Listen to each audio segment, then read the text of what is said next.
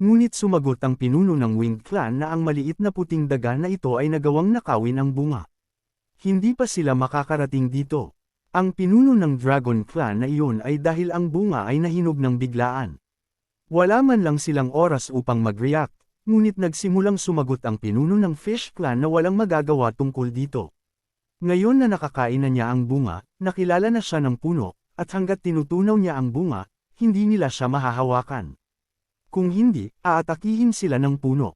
Sinabi ng pinuno ng Tree Clan na, tila ang lahat na kaya nilang gawin ay maghintay para sa kanya na tunawin ang bunga, pagkatapos ay dakutin ito at gumamit ng mga lihim na pamamaraan upang i-proseso ito, at pagkatapos ay hatiin.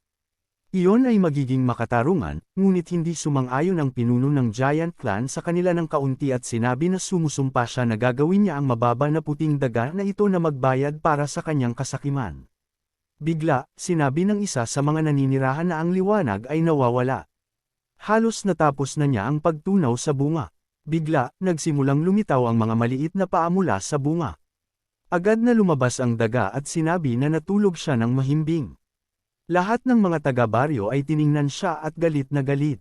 Binati ng daga ang kanyang mga kapatid at tinanong kung bakit nila siya hinahanap at para sa anong dahilan. Napagtanto ng daga na gagawin nila ang isang bagay sa kanya at baka patayin pa siya. Nagsimula siyang lumayo ng dahan-dahan at sinabi sa kanila na huwag siyang pigilan. Sinabi ng pinuno ng Giant Clan na ang mabaho na daga na ito ay naging ganoon kabilis ang epekto ng bunga ng Great World Tree ay talagang kamangha-mangha.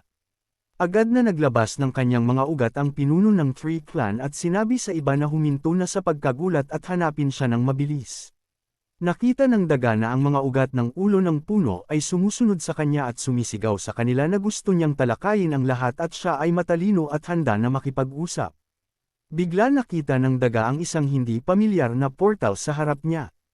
Hindi siya natakot at tumalon sa loob nito. Nang pumasok siya, naramdaman niyang masama ang kanyang pakiramdam at sinabi na siya ay nahihilo, ngunit hindi niya alam kung saan siya napunta.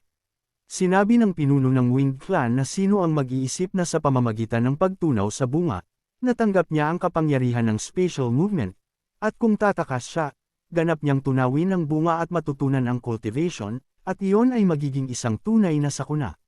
Kaya, kailangan niyang magsumite sa kanyang sarili at mamatay dito. Ang pinuno ng Winged Clan ay hindi nagligtas sa daga at nagpasimula ng isang atake gamit ang kanyang mga balahibo. Ang daga ay tinamaan at sumigaw na masakit. Nahulog sa lupa, sinabi ng daga na hindi niya gusto na kainin. Gusto ng daga na mabuhay, ngunit ang pinuno ng Kamnev Clan ay tumayo sa likod niya at sinabi na mamamatay pa rin siya at naglabas ng kanyang air attack. Ang daga ay ganoon kaina at maliit kaya't itinapon siya ng hangin sa kailaliman at hindi man lang siya makalaban. Lumapit ang pinuno ng Winged Clan at sinabi na ang ilang patay na daga ay naglakas loob na mag-angkin sa bunga ng Great Tree of Peace. Alam ba man lang niya kung gaano ito kahalaga? At sino sa tingin niya siya upang magkaroon ng karapatan dito? Bumaba din ang pinuno ng Giant Clan at sinabi sa daga na tumakas. Ngunit nakita niya na nakatayo pa rin siya at tinanong kung bakit hindi siya tumatakbo. O naisip ba niya na dahil nakakain na niya ang bunga, maaari siyang makatakas mula sa kanila? Sumagot ang daga sa kanila na ang kanilang mga pangalan ay hindi nakasulat sa bunga. Kaya bakit hindi makakain ng daga ito? At ngayon sinisisi nila siya sa wala. Siya ay ganoon kahihiya. Nagtanong ang pinuno ng Tree Clan kung alam ba niya na ang puno ng Great World Tree na sumusuporta sa buong lihim na mundo ng Tayen ay nagbunga ng prutas sa loob ng maraming eras. At ang lahat na kumakain nito ay nakakakuha ng katawan ng Great Luo. Ito ang pinakadakilang katawan, ang una sa ranggo ng mga katawan sa mundo ng mga immortal. Ang kanilang mga tribo ay naghihintay para sa sandaling ito sa loob ng daan-daang henerasyon. At nang lumitaw na sa wakas ang bunga, inangkin niya ito. Hayaan siyang magkatuwaan, hindi ba siya dapat mamatay upang ang bunga ay maibalik sa mga kung saan ito nararapat? Nagulat ang daga at tinanong, kaya, nakagawa siya ng ganoong kakilakilabot na bagay. Ano ang dapat niyang gawin ngayon? Maaari talaga siyang mamatay, ngunit humingi siya ng tulong sa isang tao na iligtas siya, ngunit sinubukan ng pinuno ng Tree Clan na durugan ito gamit ang kanyang kamay nang bigla siyang nakatanggap ng atake mula sa likod. Huminto, naramdaman niya ang isang aura at tinanong ang dayuhan kung sino siya. Agad na lumitaw si Lin at tinanong ang system kung ano ang sinabi niya na ang energy wave ay nagmumula sa puting daga na ito. Sumagot ang system na oo, ang daga na ito ay kumain lamang ng bunga ng Great World Tree at ang kanyang katawan ay nabuo na ang katawan ng Great Luo. Mayroon itong napakalaking potensyal para sa pag-unlad. Si Lin ay naging napakakuryoso nang marinig niya ang tungkol sa mga puno ng mundo. Lumapit ang daga sa kanya at sinabi na iniligtas siya ng bayani at ang mga masasamang tao na ito ay gustong kainin siya. Naisip ni Lin ang tungkol dito at napagtanto na ang senaryo na ito ay pamilyar sa kanya. Bakit kaya sa tuwing kumuha siya ng isang disipulo, nagligtas siya ng isang tao? Naging sitang ba siya? Ngunit kung si Hong ay ganoon katigas ang ulo, kung gayon hindi bababa sa ang puti at matambok na daga na ito ay marahil ay masunurin. At gagawin niya siyang kanyang estudyante kung hindi siya nagkakamali. Agad na nagsimulang umatake ang pinuno ng Giant Clan at sumigaw na ang isang mananakop ay dumating. At paano siya naglakas loob na baliwalain sila? At ngayon gagawin niya siyang magbayad para dito. Ngunit hindi tumakas si Lin at pinigilan ang martilyo sa isang kamay at sinabi na ang daga na ito ay kanya na ngayon, at kung umalis sila, ililigtas niya sila. Umatake din ang pinuno ng Stone Clan at tinanong ang dayuhan na siya ay nasa peak din ng fusion stage. At paano siya naglakas loob na magkatuwaan ng ganoong bagay kapag silang lahat ay nasa parehong level. Nakita ng pinuno ng Giant Clan ang kanilang suporta at sinabi na tama ang lahat at durugan nila siya ng magkasama. Ngunit hindi man lang nagulat si Lin sa kanilang mga salita at agad na lumakad at sumuntok gamit ang kanyang mga kamay. Ang pinuno ng Giant Clan ay nasa malaking pagkabigla dahil itinapon siya ng pabalik ng ganoon kahirap kaya't hindi man lang niya inaasahan ito. Nagtanong ang pinuno ng Giant Clan kung paano ang ganoong simpleng dagok ay maaaring magkaroon ng ganoong kapangyarihan. Ngunit ang pinuno ng Wing Clan ay hindi tumayo sa tabi at sinabi sa lalaki na naghahanap lamang siya ng kamatayan at naglabas ng isang sukat ng mga atake gamit ang kanyang mga balahibo. Ginamit ni Lin ang kanyang depensa at sumagot na dahil nagpasya silang lumaban, kung gayon hindi nila siya dapat sisihin sa pagiging bastos. At ginamit niya ang Great Wasteland Finger Attack silang the heavens. Umakyat sa langit, naglabas siya ng isang nagniningas na avalanche sa kanila. Ang mga ulo ng mga clan ay nahulog sa ilalim ng isang malaking bato at sumigaw sa lahat na tumayo ng magkasama at itumba ang atake na ito. Ngunit nakita na sumusulong sila ulit. Sinabi ni Lin na ang batong isa ay nalantad sa atake. At ito ay medyo kawili-wili. Ngunit hindi man lang siya nahihiya sa ito at nagpa siya na subukan ang kanyang bagong login bonus. At ginamit niya ang appearance of the Heavenly Emperor. Ngunit ang pinuno ng Giant Clan ay lumitaw sa malapit at sinabi na siya ay isang sinumpaang tao at talagang ginamit niya ang AI upang lumikha ng manga. At ngayon naiintindihan ba niya kung gaano niya pinalala ang kanyang mga mambabasa? At kung ganoon, kung gayon ang lahat na kailangan niya ay kamatayan upang magbayad para sa kanyang kasalanan. Pinigilan ni Lin ang kanyang martilyo ulit at tinanong sa pagtataka, At, sinabi sa kanila na buksan ang kanilang mga mata ng malawak at tumingin. Hindi siya isang AI mangaka sa lahat. Ang mga ulo ay labis na nagulat at tinanong siya kung ano ang sinasabi niya. Ipinakita ba niya sa kanila ang orihinal na mga sketches? Hindi nagpatuloy si Lin na makipag-chat at sumuntok ng isang malakas na dagok gamit ang kanyang kamao. Ngunit ang pinuno ng Stone Clan ay tiningnan ang depensa mula sa mga bato at sinabi na ito ay talagang hindi AI manga. Lumapit ang pinuno ng Tree Clan at sumagot na ito ay maling impormasyon at panahon na para sa kanila na umalis. Ngunit sinabi ni Lin sa kanila na magpatuloy sa pag-iwan ng kanilang mga monthly votes at hayaan silang huwag kalimutan na ang mga bagong kabanata ay lumalabas salamat sa kanilang suporta. Ang mga naninirahan ng mga clan ay lubos na nagulat sa kanyang atake at tinanong kung ano ito. Dahil sa ilalim ng nakakatakot na presyon na ito mula sa malaking ilusyon na ito, tila sila ay ganoon kawalan ng halaga. At ito ay tiyak na isang bagay na makayanan nila. Sino siya sa lahat? Bigla, napagtanto ng mga taong nakikipaglaban sa kabilang panig na ito ay isang Divine Incarnation ability, mas makapangyarihan pa kaysa sa monghe mula sa Martial Sky Temple. Ngunit nagtataka ang matanda kung sino ang gumamit nito. Maaari ba talaga ito ay ang Heavenly Ruler? Ngunit sino ang maaaring umiral ng ganoong makapangyarihang incarnation? Kahit ang mga incarnation ng pinakamalakas sa gitnang mga lupain ay kumukupas bago ito at maaari lamang yumuko sa pagpapasakop. Nakita din ni Hong na ito ay ang mga panlilinlang ng kanyang mentor ulit. At gaano pa karami ang itinatago niya. Naisip niya, bigla, sinabi ng espiritu ni Lin na ang emperador ng langit ay narito. At maglakas loob ba silang lumaban? Ngunit agad na inutusan ni Lin siya na patayin silang lahat ng walang awa. Ngunit ang mga naninirahan ng clan ay hindi mahina at pumunta upang patayin ang kanilang kaaway. Ngunit ang pinuno ng Stone Clan ay agad na pumunta upang atakehin ang kaaway, at ang natitira ay nanatili sa ibaba. Tiningnan ni Lin ang bato at sinabi na ito ang pinakamalakas sa kanilang lahat. At ginamit niya ang Heaven-Splitting Blow. Nakita ng pinuno ng Stone Clan ang apoy sa harap niya at hindi man lang siya makaligtas dito habang agad siyang namatay mula sa atake. Sinabi ng pinuno ng Tree Clan na ito ay masyadong kakilakilabot na puwersa. Nagpa siya ang pinuno ng Giant Clan na pumunta sa ibang paraan at sumagot sa Lord of Heaven na kinikilala niya na kumilos sila ng walang ingat at iminungkahi niya na itigil nila ang laban at wala silang dahilan upang sirain ang bawat isa. Ngunit nagpa siya si Lin na hindi niya sila iiwan at ibababa ang kanyang nagniningas na kamay. Ang mga naninirahan ay hindi nag-isip tungkol sa ganoong bagay at pagkatapos noon sumigaw sila na siya ay isang sinumpaang tao.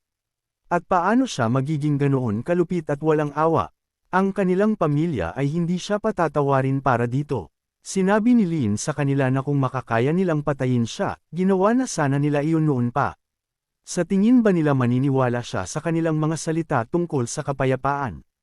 Ang Emperor form ay talagang makapangyarihan, ngunit kumuha ito ng 80% ng kanyang enerhiya. Kailangan niyang mag-ingat na huwag itong gamitin ng sobra. At panahon na para sa kanya na tanggapin ang isang disipulo. Tumingin si Lin sa paligid at tinanong, nasaan ang kanyang hinaharap na disipulo? Ang daga na iyon ay narito lamang at tila ganoon kasunurin. Paano siya nakatakas habang nakikipaglaban siya para dito? Tumakas ang daga sa sandaling iyon at sinabi na ito ay masyadong nakakatakot. At ang dalawang paa na halimaw na ito ay halos natakot siya sa kamatayan. Bagaman gusto niya siyang iligtas, siya ay mas nakakatakot pa kaysa sa anim na masamang tao na iyon. Ngunit tila din na ang sakit mula sa mga pambugbog ay ganap nang nawala, at ang kanyang mga paa ay nagdadala sa kanya ng mas mabilis kaysa kailanman. Maaari ba ang lahat ng ito ay salamat sa misteryosong bunga na iyon? Ito ay simple hindi kapanipaniwala. Bigla, naramdaman niya ang takot, at tila sa kanya na ang dalawang paa na ito ay hahanapin siya. Nagsimulang habulin ni Lin siya at tinanong ang system kung ang daga ba ay nasa harapan. Sumagot ang system na oo, at kung ilalapat niya ang kaunting pagsisikap, mahahabol niya siya. Tumingin si Lin sa harapan at sinabi, ang daga na ito ay isang maliksi. Ang lahat ay dahil sa bunga ng Great World Tree, at kung wala ang tulong ng system, hindi niya siya kailanman mahahabol. Ngunit kapag nahuli na niya siya, hindi na niya siya kailanman pakakawalan. Napagtanto ng daga na kailangan niya ng mga kabayo. At bakit siya lumalapit ng ganoon kabilis? Paano niya siya natagpuan sa ganoong malaking kagubatan? Bigla, lumitaw si Lin sa harap niya at pinigilan siya. At ang daga ay nagulat na lumitaw siya sa harap niya. Hinaplos ni Lin siya gamit ang kanyang kamay at sinabi na ang daga ay ayaw mamatay. Nangako siyang maging kanyang lingkod, kaya bakit siya tumakas? Sumagot ang daga na ito ay dahil ang kanyang aura ay masyadong nakakatakot. Siya, isang daga, ay hindi makayanan ito at tumakas, at natatakot siya na gusto niyang kainin din ang daga.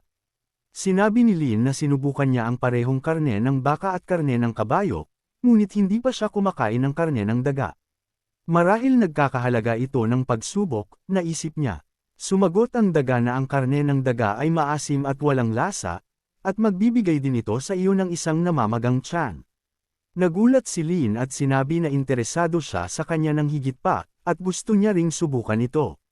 Hinawakan ang daga, nagpatuloy siya na ang nilalang na ito ay may pinakamalakas na immortal body, ang katawan ng Great World Tree, ngunit ganoon kadali natatakot, at nakita lamang niya siyang lumaban at agad na tumakas at marahil gagawin niya siyang isang pet. 2 oras mamaya, huminto sila sa kagubatan at naghahanda ng pagkain. Ang daga ay natutulog sa sandaling iyon at naamoy ang amoy at sinabi na naamoy ito ng napakaganda. At buhay pa ba siya? Nakita ang isang malaking kaldero sa harap niya, natakot siya na gustong lutuin siya ng lalaking ito. Sinabi ni Lin sa kanya na pumunta sa kanya, ngunit huwag lamang siyang gawin na mahuli siya ulit. Tiningnan ng daga ang apoy at labis na natakot. Binigyan siya ni Lin ng kaunting karne at sinabi sa kanya na siya ay isang duwag. Nagsimulang kumain ang daga at sinabi na ito ay napakasarap at tinanong kung anong klaseng karne ito.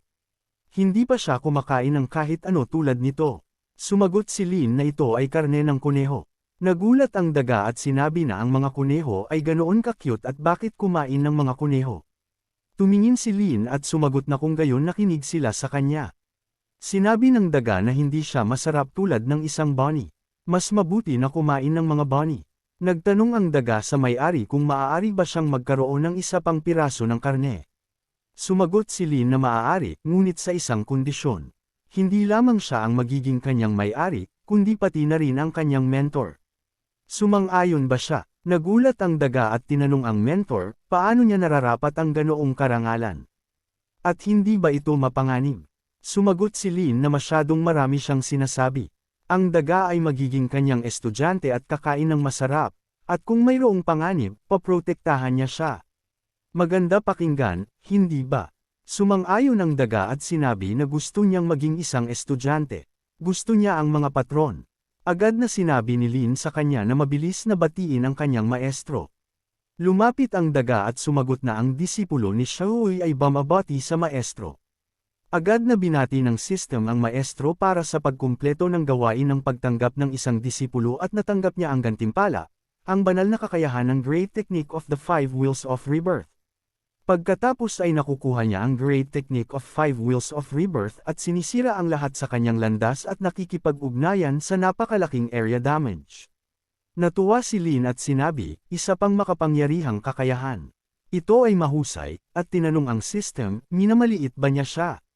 Sa kanyang marangal na kalikasan, hindi niya kailanman sasaktan ng mga walang laban na mga hayop.